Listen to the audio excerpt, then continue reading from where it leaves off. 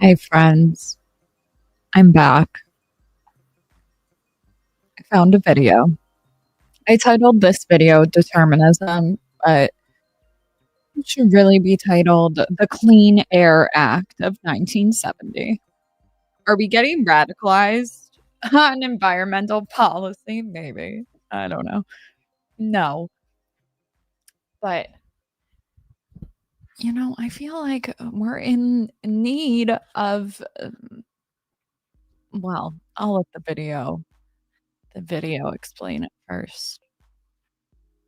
Found it was from 14 years ago, coming from the Baker School of Public Policy and Public Affairs. Clean Air Act of 1970. We're so back. We are. Put my comfy clothes on. Also, I got a teapot.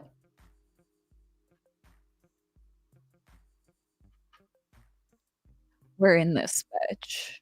We're really in this bitch. I didn't get a teacup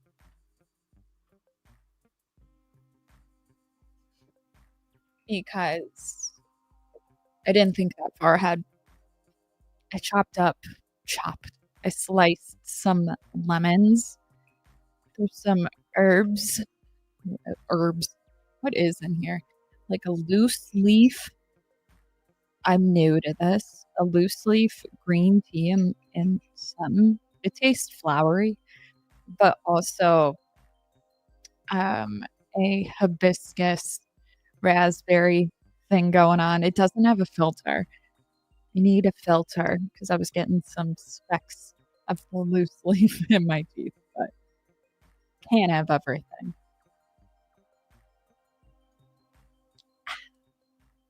We're drinking tea. We're calm. Okay. Threw some lemons in the slap chop.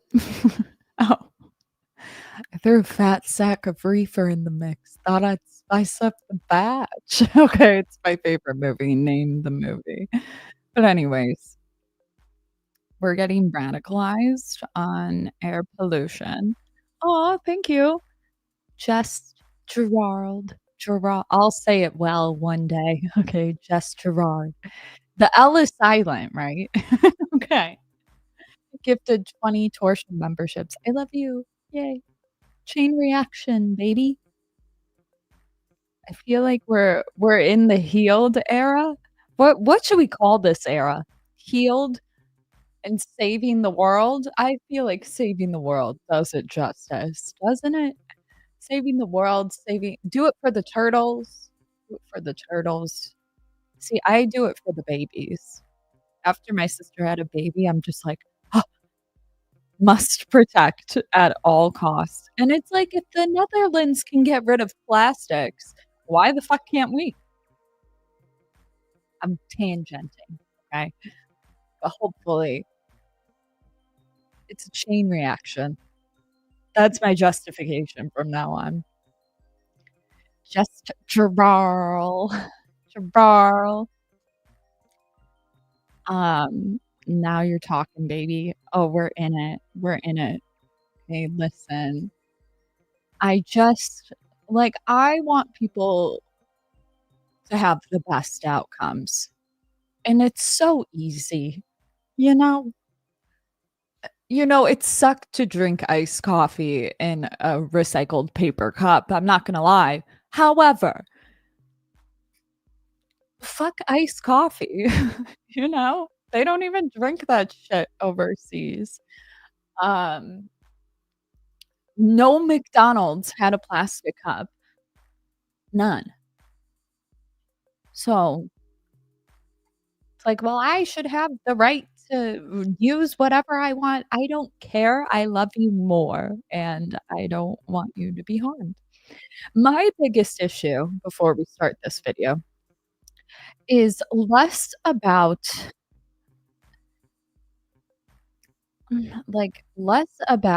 telling people how to live their lives or being like a Greta Thunberg. How dare you? Sorry, okay, I'm sorry. It's like, I don't wanna do that. Like, the main things I think we need to learn how to do are how to remove chemicals from human tissue. Okay, that's what I think we need to learn how to do. That sounds insane. Okay. I've been falling down this rabbit hole that keeps leading me back to like Alzheimer's, which my mom has. And it's constantly like, it's multiple neurotransmitters, but it's like when I follow the causal chain, it keeps leading back to the environment and plastics. And although you can't point to one thing, I feel like we're in need of like an environmental push. Like we had it in the 60s, which I will show you in this video. We had it. So what happened to it? And a lot of people will be like, "Oh, the business owners are so greedy. They just want to make profit." And I just think that maybe that's true, or maybe they're just working within the guidelines that they have. Like, not everybody should be focused on becoming like an environmental expert, right? But the government could put bans on shit and then they'd have to cooperate. Like one of the things that I'll see people point to is like when it comes, do you guys remember that fuck, it was like it was in Ohio, I think, the train that like fell over. It was too heavy. And it poured out like all of these chemicals, and not to scare anybody. Okay, it's a big world and shit, but ingesting stuff like that hasn't been properly uh removed, which it takes a team to remove it. It's not an easy thing, but we can do a lot of it. It's like it just kind of went right under the rug. And it's like, well, those businesses shouldn't put all of those types of chemicals onto a freight train where it's over capacity. You know, they're cutting corners. And it's like, probably. Or maybe they're just dumb. Or maybe like it shouldn't be allowed. Like there should be some sort of, it shouldn't be that easy to do it a certain way if you don't want those certain outcomes. You know what I mean? Like I had a business. Do you think I was like, come on. We can't expect these business owners to give a fuck, let alone do the work to do it. Shit, they're probably ingesting plastics and shit and they're not in the right state of mind. Like who's to judge? So I'm crazy if you haven't noticed. Absolutely insane, but for the right reasons, I think. Don't apologize, spit facts, have fun. We're all friends here. You know, that's how I like to look at it, but I have to like also be mindful. You know, remember that water reactive chemical plant that had sprinkler? Shut up. Guys, don't get me started on Chernobyl. Not the pistons, not the reactors. Guys, Chernobyl, if there's one thing that rules my life, it's Chernobyl. Everything about it. There's this man on TikTok that goes around certain areas that have been deemed like chemically unsafe, whatever, like where they have literally dumped. I hate that word too, dumped. Like literally dumped reactive waste. I don't know what you call it. Okay. Think of like Chernobyl, the basement with that thing and the shoes and all of that, literally taking all of that and just dumping it. on a site where humans are. And he goes there and he'll be like, oh my God, it's like the worst smell. I'm like, why are you inhaling that? We don't even have things to remove those particles from you. It takes like very special equipment and shit to go there. But this guy like shows the world like this is what we're doing. And it's so bad. And I don't say this to like cause anxiety, just maybe like a little. like like I feel like when Melanie said what should we protest, like I asked her, I was like, if what do you think requires people to like actually get violent in a protest, like if there's like one area, and she was like pollution, environment, something. And I was like, really? That requires that? And I thought about it, and she's right. Like, why are people not screaming? I'm like, we're all sick. That's why, you know? So when I see somebody like Greta Thunberg, and it's like, she was so ahead of her time, y'all. It was so dramatic and so cute, but like, seriously.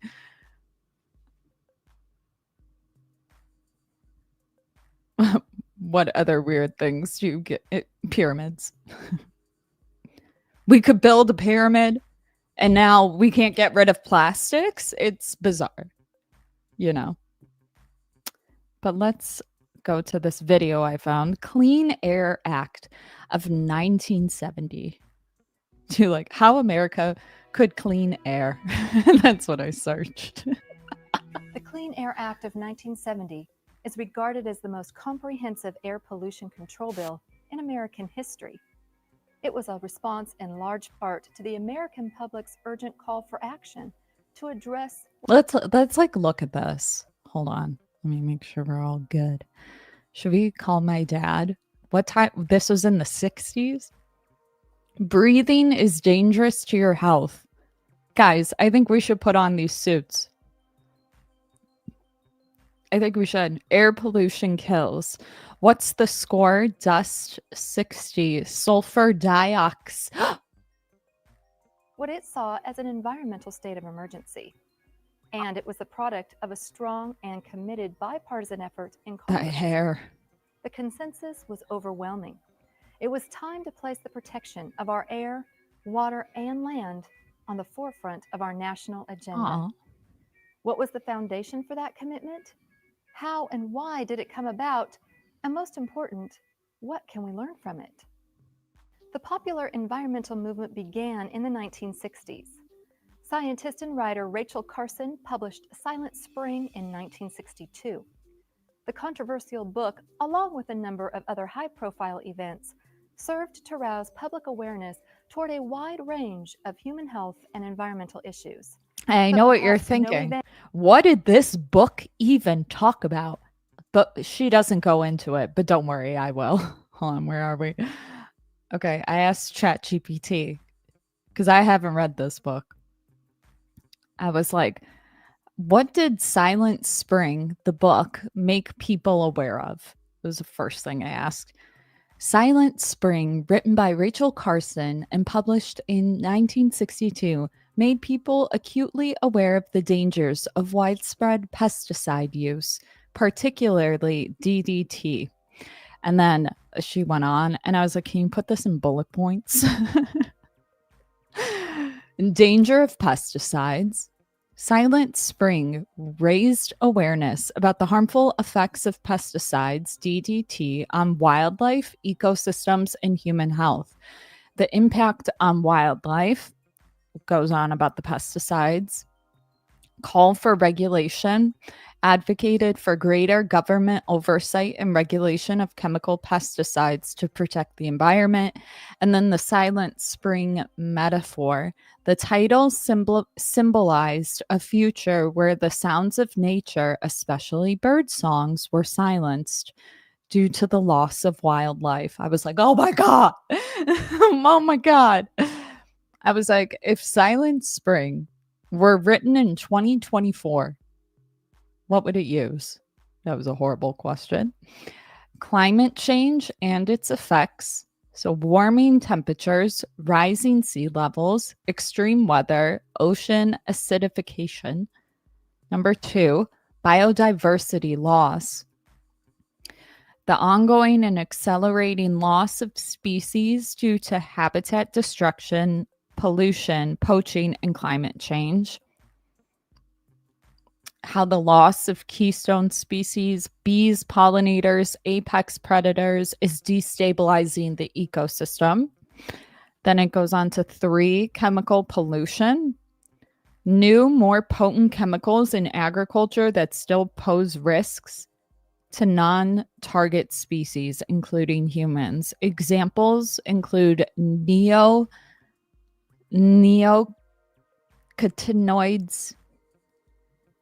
linked to pollinator declines. Okay. And glyphosate, a widely used herbicide. And then it said endocrine disruptors. And this is where I'm like, yes, this is where I've been falling into the rabbit hole. Chemicals in plastics, cosmetics, and other products that interfere with hormones, contributing to reproductive health issues, developmental problems, and cancers. Not only that, but like there's a really good episode on Joe Rogan with what was her name? Shayna? Something. I posted about it in my community tab and how these plastics have affected sperm count rates.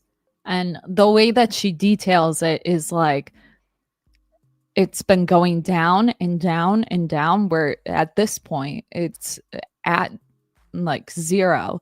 And it's like, well, can we reverse it? Yeah, you can reverse it if you fix the environment right now. And it's like, why aren't we doing that? Why aren't it's like it's so easy. Then it goes on to antibiotic resistance and then genetically modified organisms, GMOs, gene editing, water pollution and scarcity, electromagnetic fields and radiation, deforestation, no more forests, okay, synthetic biology,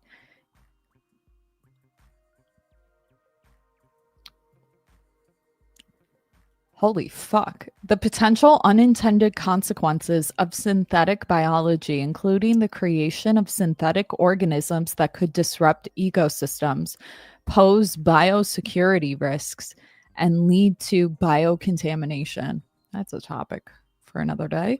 Uh, oh my God, my mother.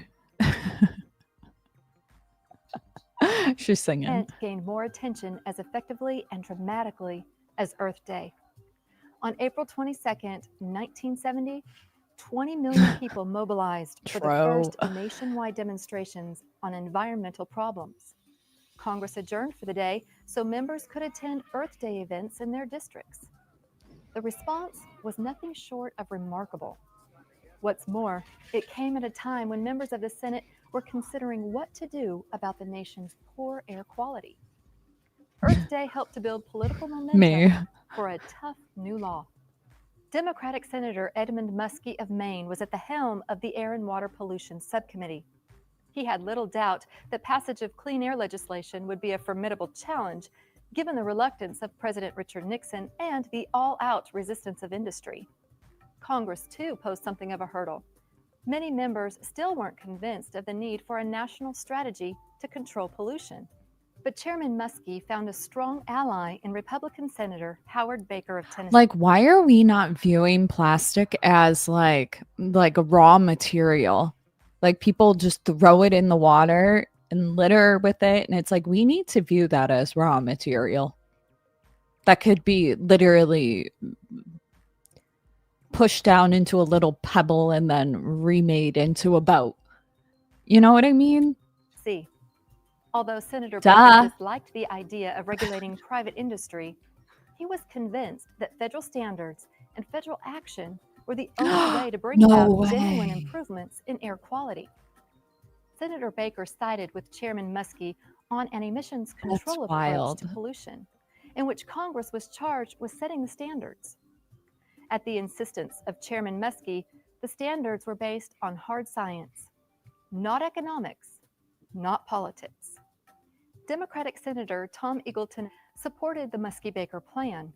However, he was skeptical of the grand promises that Congress and the president so often made. He believed the American people deserved to know when they could expect results. To accommodate Senator Eagleton's concerns, deadlines for government action were incorporated into the law, and many of those government actions were made mandatory rather than permissive. Senator Baker went along with the idea of deadlines, but he had his reservations. Did industry actually have the technology capable to meet them? General Motors President Edward Cole answered the question for him. Noting his company's progress with the catalytic converter, Cole provided assurance that the anti-pollution device could be installed in every new car made in just a few years. Senator Baker was convinced, so much so that the Muskie-Baker Plan now included the concept of technology forcing. That is, standards would be set so as to force industry to develop and employ the best technology that was available to them. At this point, the Muskie-Baker Plan was widely accepted.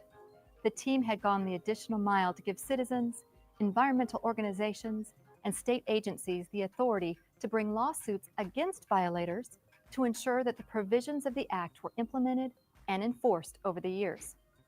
The Clean Air Act of 1970 was truly groundbreaking, covering territory that had never before been legislated. And yet, when put before the full Senate, the bill passed unanimously. No one would claim that the Clean Air Act of 1970 achieved all of its ambitious objectives. Deadlines had to be extended. Technology did not always keep pace, and polluters often worked to frustrate the law first rather than comply with it, thus wasting precious time and hindering progress. But the real success of the Clean Air Act is that it served as a model for future legislation. It moved environmental protection concerns to a prominent position on the national agenda, where, by and large, they have remained ever since. Perhaps it was the climate of the times. Perhaps it was something in the water, or the air for that matter. Whatever was behind the momentum, the passage of the Clean Air Act of 1970 demonstrates what can be achieved when compromise, concession, and consensus dictate. When different viewpoints are valued and respected, and when parties and politics are put aside, and decisions are made based on what is in the best interest of the country as a whole. So I'm thinking we should get a bunch of hazmat suits and line Washington. What do we do? What do we do? I had no idea. Fun fact, a woman was cured of Lyme disease by getting attacked by African honeybees. We need the bees. We need more bees. I love watching the bee lady on YouTube. What do you do if you have a hive? You call the bee lady. We need them. I've always wanted to bite into a honeycomb while there's still bees on it. Goals. It's actually like terrifying. Bees don't scare me, actually. I hate when they get in my car and shit. But I'm calm. Guys, I feel like we're creating Chernobyl just on a smaller scale and less obvious. We gotta fix it. We need the bees. The honeycomb isn't that good. Really? Fuck. Mira sponsorship next. 25% discount code. Torshaa, Chuck. I'm no sellout, okay? Unless there's a company that's like actually creating things with recyclable plastic, I don't want them. I think we need hazmat suits and we need to start a revolution. I'm just kidding. Nothing good comes from a revolution other than death. Mira gas masks? Is that what you guys are talking about? I don't know. What do we do? I think we should plant some trees. It sounds so silly. Guys, if I tried to go public with this, like public, people would be like, okay, Greta. They laughed at her. We can't laugh. We must take it serious. There was this cool company that makes like energy efficient appliances and stuff in homes. And I say appliance, but I mean like in the home, like the architecture, which is cool. I always wanted one of those like IKEA gardens in my kitchen. I killed a lot of fish to figure out how to use. I did not do good in horticulture. I killed a lot of fish to get my thing to work. I was so heartless.